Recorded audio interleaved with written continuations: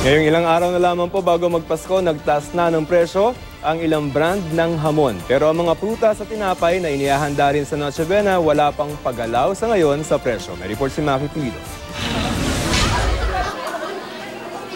Ang bida ng Noche Buena dinarayo kahit ilang araw pa bago magpasko.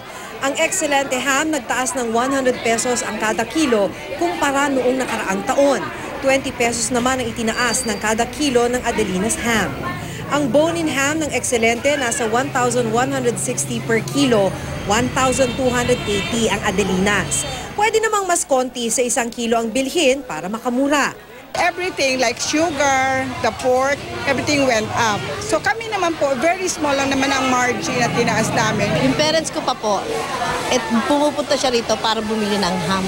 Pag walang ham, hindi kumpleto ang ano namin. Mas mura ang mga commercial ham sa grocery. Ang presyo nito dapat hindi humigit sa suggested retail price na 135 to 139 pesos ang kada 500 grams.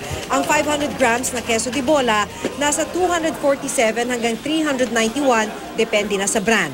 Tinapay ang partner ng ham at queso de bola sa handaan. Hindi gumalaw ang presyo ng Pinoy Tasty, 35 pesos ang kada loaf. Very stable ang presyo ng tinapay sa ngayon. Napakaganda nito, walang pagtaas. Ang mga bakery owner, pag ganitong panahon, very busy. Ito yung panahon na kung saan kami gumagawa ng loaf bread, cakes and pastries, yung mga tinapay na pangregalo. Hindi rin nawawala ang mga prutas sa hapagkainan kung Noche Buena. Sa ngayon, di pa naman nagmamahal. Halimbawa, ang kada kilo ng grapes nasa 180 kada kilo at ang kada piraso ng apple, orange at peras nasa 10 pesos. Pero tulad sa mga nakaraang taon, tumataas ang presyo sa bagong taon.